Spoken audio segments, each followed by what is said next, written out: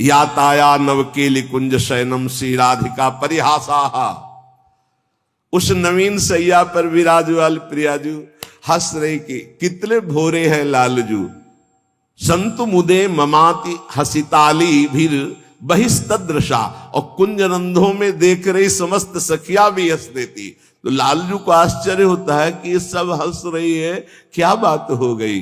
बोले जहां प्रेम ऐसे हास परिहास की चरम सीमा में बढ़ा हुआ है, ऐसे युगल सरकार जहां खेल रहे, ये रस वृंदावन प्रदान करता है। जो बड़े बड़े ध्यानी ज्ञानी महात्मा जन हैं, जहां उनकी पहुंच नहीं है, वहां रज का सेवन करने वाले रसिक चरणों के आश्रित जनों को यह प्राप्त होता है। प्यारो ढूम क्षमते ने अच्छी सुखादी नाम तुय ध्यानगम।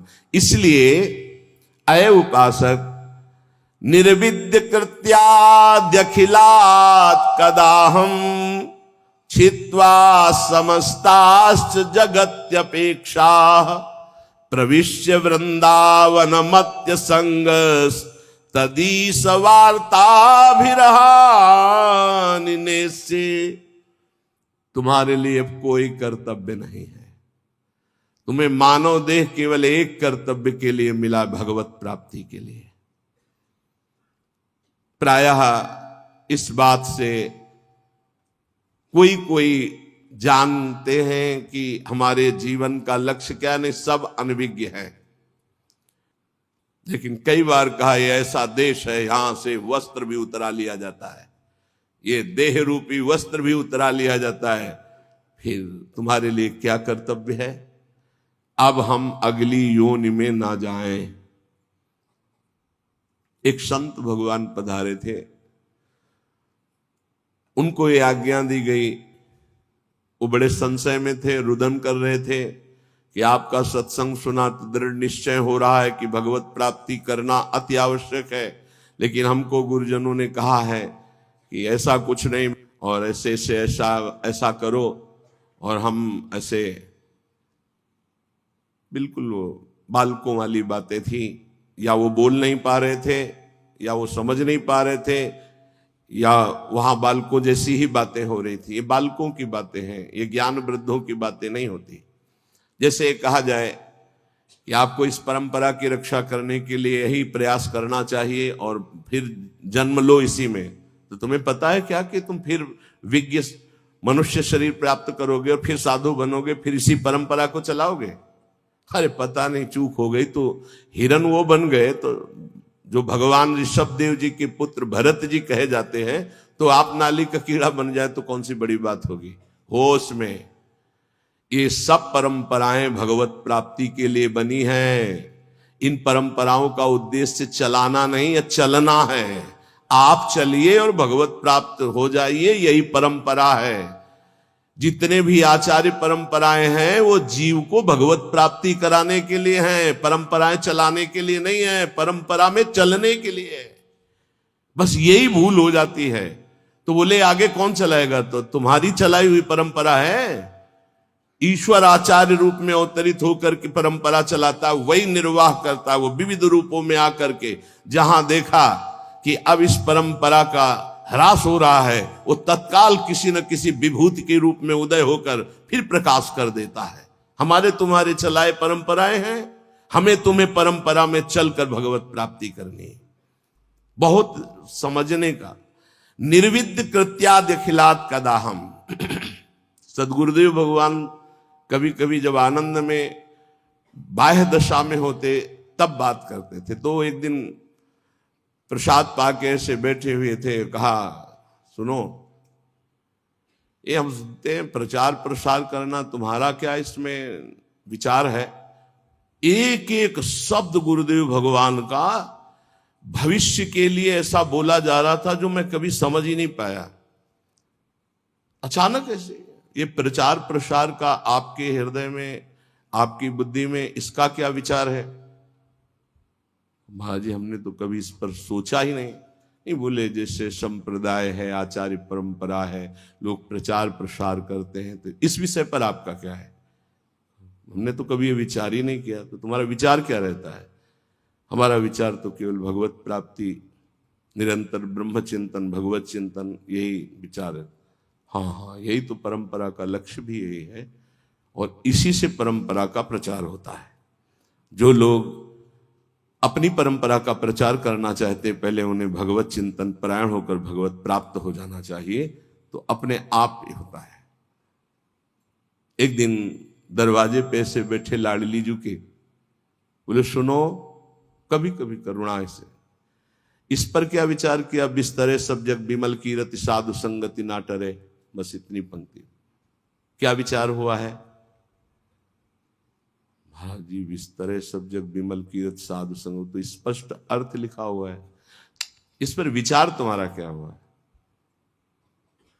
ऐसा तो कभी विचार ही नहीं गया। हाँ हाँ, जो इष्ट और आचार्य में सदैव स्थित रहता है, उसके द्वारा इष्ट और आचार्य की विमल कीर्ति का संपूर्ण जगत में विस्तार होता है। आंतरिक भाव है, उसका यश तो स्वयं हो जाता है क्योंकि वो दास है, लेकिन उसके द्वारा इष्ट का यश विस्तार होता है। गुरुदेव भगवान सदैव वस्तु की प्राप्ति के द्वारा उसका विस्तार की बात की है। वो पहले वस्तु की प्राप्ति, और जहां वस्तु तत्व की प्राप्ति ना करके, वो बिल्कुल बिल्कुल नहीं, बिल्कुल माननीय बात नहीं है कोई भी बोले। पहले भगवत प्राप्ति। कल आप सुन रहे थे कि उपदेश देने वाले की कैसी योग्यता हो। यहां श्रीपाद जो कह रहे, बहुत ऊंचे महापुरुष हैं। ऊंचे का मतलब होता है जो आध्यात्मिक की ऊंचाई पर, बोले निर्विद्य कृत्याद अखिलात कदा हम छित्वा समस्तास्त जगत अपेक्षा।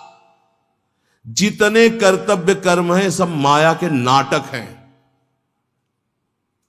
श्रीमद् भागवत, धर्मम भजस्व सततम त्यज लोक धर्मान, ये जितने लोक धर्म है सो सब धर्म कर्म जर जाऊ रामचरितमानस, जहां न राम पद पंकज भाऊ। समझना है। बहुत पीएचडी पढ़ लिए, अरबों बैंक में जमा हो गए, बहुत बढ़िया प्रेमी परिवार है आपका, बहुत आनंद में जीवन मर गए। अब क्या तुम्हारे साथ गया? क्या गया तुम्हारे साथ? कुछ नहीं, सब कर्तव्य धूल धूसरित हो गए। निर्विद्य माने वैराग्य, निर्वेद कहते हैं वैराग्य को, दृढ़ वैराग्य। निर्विद्य कृत्याद अखिलात कदाहम, जितने कर्तव्य कर्म है, छित्वा समस्तास्त जगत अपेक्षा, ये सब जगत की अपेक्षा रखने वाले हैं। सब कर्तव्य कर्मों को छिन्न भिन्न करके निर्विद्य वैराग्य धारण करके भगवान की प्राप्ति करना ही इस मानव जीवन का परम कर्तव्य है। वृंदावनेश्वरी श्री श्यामाजू की कृपा से सहज हो जाता है भगवत प्राप्ति। कटे कर्म बंधन संसारी, प्रगटित प्रेम प्रकाशम, सकल जंतु शिशिरी कृत चित्तम, गत कल तिमिर समूहम, निर्मल अकलंक उदित जग चंद्रम। ऐसा प्रेम चंद्र प्रकाशित होता है हित तत्व हृदय में, समस्त कलयुग के दोष नष्ट हो जाते हैं। प्रेम में आ भरकर हा श्यामाजू, हा प्रियाजू, खत्म संसार का जितना आकर्षण। इसलिए हे भाई, तुम जीवन का परम कर्तव्य निश्चित करो कि मुझे भगवत प्राप्ति करनी है। एक किसी की बात मत मानो, सब फंसाने वाली बातें हैं, सब फंसाने वाली। भगवान की प्राप्ति करने के लिए मानवदेह मिला, शास्त्रों में हजारों जगह वर्णन है ये। जो इस बात का आदर न करे वो हमें फंसाने वाला है, चाहे कोई भी हो, कोई भी हो, हमें नहीं मानना। इस जन्म में मुझे भगवत प्राप्ति करनी। श्रीपाद कह रहे, जानबूझकर जानन नप्य अमृतम विहाय गरलम भुंजे स्वयं बंधम। जानबूझकर अमृत त्याग रहे हो, नाम रूपी अमृत का त्याग करके विषय भोग रूपी विष पी रहे हो और स्वयं अपना बंधन दृढ़ कर रहे हो, इसे कर्तव्य कहते हो? कर्तव्य है अमृत का पान करके अमर हो जाओ और संसार के सारे कर्तव्य भगवान को अर्पित करके अपेक्षा रहित हो जाओ। जगतक अपेक्षा, निरपेक्षम मुनिम शांतम निर्वैरम समदर्शनम, ये स्थिति लाओ। किसी की कोई अपेक्षा नहीं, न वस्तु की, न व्यक्ति की, न स्थान की। नामदेव जी महाराज की कुटिया में भगवान अग्नि रूप से पधारे, आग लग गई। गांव के लोग दौड़े, कुछ सामग्री बाहर निकाल के रखी। नामदेव जी को सूचना पहुंची, ध्यानस्थ थे, आपकी कुटिया में आग लग गई। दौड़ कर आए तो एक दो कंबल कुछ सामग्री थी, निकाला था, उठाया, फिर आग में डाल। लोगों ने कहा बावरे हो, इतनी मेहनत करके निकाला। अरे बोले भगवान आए अग्नि रूप में, स्वागत करना है, अतिथि आता है तो उसके मुख का निवाला निकाला जाता है कि दिया जाता है? अरे ये किसकी लौकिक समझ में आएगा? संपूर्ण वस्तुएं सब जल गई जो दिनचर्या की थी। बड़े आनंद है। ठंडी का समय था, 12 बजे तक सब शांत, राख केवल उसी राख में लेट गए। विट्ठल विट्ठल विट्ठल विट्ठल। शरीर कांपने लगा सर्दी में। भगवान के सिवा कुछ है नहीं, न पहले था, केवल देखने में था। एक बात समझ लो, अंदर से आश्रय भगवान का है तो पाई भर फर्क नहीं पड़ेगा, चाहे सम्राट पद मिल जाए और या सब छिन जाए, कोई फर्क इससे नहीं पड़ता। ये संतों में जो सिद्ध महापुरुषों में स्थिति पाई गई। रात्रि के सर्दी के भीषण वातावरण में श्री भगवान गरुड़ पर आरूढ़ होकर रुक्मिणी जी के सहित आए। विट्ठल भगवान द्वारिकाधीश ही हैं, रुक्मिणी जी पार्श्व में विराजमान। अपना पीताम्बर ओढ़ा देते हैं। गरुड़ जिसे कहते हैं विश्व की सबसे सुगंधित तृण लाए जाएं, एक से एक सुगंधित लताएं, और रात भर में कुटिया ऐसी छा दी कि किलोमीटरों तक वातावरण दिव्य सौरभ से युक्त।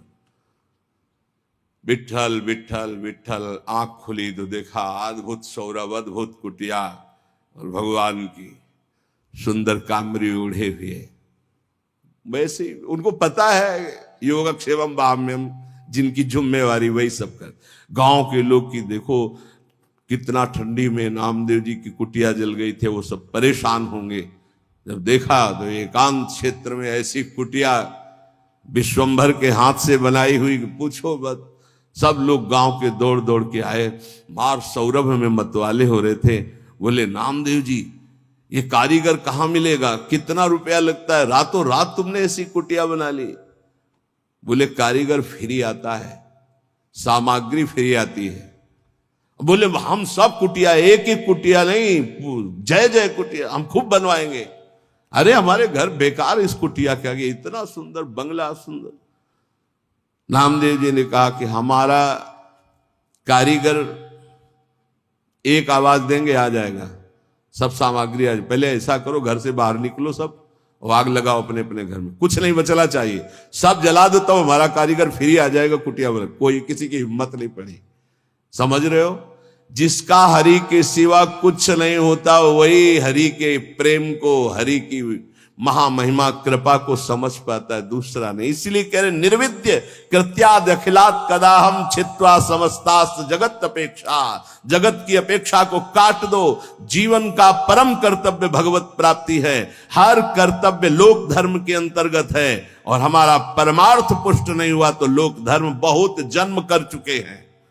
बहुत जन्म पति बन चुके, पत्नी बन चुके, पिता बन चुके, पुत्र बन चुके, सब ये कर्म किए, लेकिन आज तक सदगति नहीं हुई। आज सदगति होने का हमें फिर अवसर मिला है। अब हम भजन के द्वारा, नाम जप के द्वारा, सत्संग के द्वारा भगवत प्राप्ति करेंगे। जीवन का परम लाभ भगवत प्राप्ति। संत महापुरुषों के वचनों का ध्यान से श्रवण करके मनन करें। जीव का स्वभाव होता है प्रेम करना, वो प्रेम किए बिना नहीं रह सकता। जीव का स्वभाव है प्रेम करना, वो प्रेम किए बिना नहीं रह सकता। जो इस बात को नहीं समझ पाता वो प्रेम कर बैठता है शरीर से, शरीर के संबंधी भोगों से, शरीर संबंधियों से। इसलिए विवेकवान अपने प्रेम की धारा प्रेम में प्रभु की तरफ जोड़ता है, और अविवेकी प्रेम की धारा जगत की तरफ जोड़ देता, जो दुर्गति को प्राप्त होता है। ज्ञानी अपने प्रेम को वैराग्य की बाढ़ में समेटकर स्वरूप में स्थित कर देता है, आत्मरति। भक्त अपने प्रेम को वैराग्य की बाढ़ में समेटकर चरणों में समर्पित कर देता है प्रभु के, तो कृष्ण रति, प्रिया रति। और संसारी अपने प्रेम को फैला देता है स्त्री, पुत्र, परिवार, घर, मकान, धन, संपत्ति। जहां काम रूपी शत्रु उसका सर्वनाश कर देता है। इसलिए अपने प्रेम को यदि भक्त हो तो केवल प्रभु के चरणों में, और ज्ञानी हो तो अपने स्वरूप में। अज्ञान का नाश करके अपने प्रेम को सार्थक जगह में लगा दो, नहीं तो यही जो प्रेम तुम्हें महासुख प्रदान करने वाला है, जब जगत में लगा दोगे तो दुख प्रदान करने वाला, तुम्हारी दुर्गति का कारण बन जाएगा। इसलिए देखो तुम्हारा प्रेम कहां लग चुका है। यदि शरीर में है, संसार में, तो हटाओ इसको, इस प्रेम बंधन को काटो, फाड़ो इस अज्ञान के पर्दे को, और देखो झांकी प्रिया प्रीतम की। मान लीजिए बिल्कुल ऐसा ही है, कोई और प्रेम नवीन पैदा नहीं होता, यही प्रेम जो फैलाए हुए समेटो सबकी ममता ताग बटोरी, और मम पद बने बांध बरडोरी। हो गया समदर्शी इच्छा कछु नाही, हरस शोक भय नहीं मन माही, असज्जन मम उर बस कैसे, लोभी हृदय बसे धनु जैसे। बस ये बात ध्यान रखो, जो प्रेम को परमात्मा की तरफ मोड़ देता है उसके हृदय में आग लग जाती है। कैसे दर्शन हो, कैसे दर्शन हो। वो भवबंधन से छूटने के लिए व्याकुल हो जाता है। कंचन, कामिनी, कीर्ति कोई उसके मार्ग में बाधा नहीं डाल सकती। जो भवबंधन से मुक्त होने के लिए व्याकुल हो गया है, उसे अब कोई भगवान से दूर नहीं रख सकता। जिसका रूप शास्त्रों में बहुत थोड़े शब्दों में संकेत किया गया है, वो जब सामने होता है तो उपासक को जो सुख मिलता है, अनंत जन्मों से बिछुड़ा हुआ अपने प्यारे से जो मिलने में सुख मिला, वो कहीं त्रिभुवन में नहीं, जैसे केवट जी को मिला। अब कछुनाथ न चाहे, पूर्ण हो गया प्रभु। जिसे गोस्वामी तुलसीदास जी, पायो परम विश्राम, राम समान प्रभु नाही कहूं। आज मैं परम विश्राम प्राप्त कर लिया। बोले किससे? बोले जाकी कृपा लवलेश ते मतिमंद तुलसीदास हो, पायो परम विश्राम, राम समान प्रभु नाही। जैसे आज भगवान श्री रघुनाथ जी का प्रादुर्भाव अवध में मनाया जाता है, तो ऐसे ही सबके हृदय में भगवान है।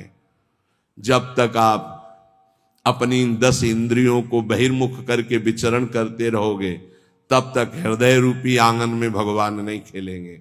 और जब दशरथ इन 10 इंद्रियों को घसीट कर भगवान के चरणों में, 5 ज्ञानेन्द्रिय 5 कर्मेंद्रिय, तो जाकर नाम सुनत शुभ होई, मोरे ग्रह आवा प्रभु सो। यहां भगवान का प्रादुर्भाव हो जाता है हृदय में। हृदय राख कौशलपुर राजा, यहां भय प्रगट कृपाला दीन दयाला, यही प्रकाशित हो। जब तक यहां प्रकट नहीं होंगे, तब तक आनंद का अनुभव नहीं होगा।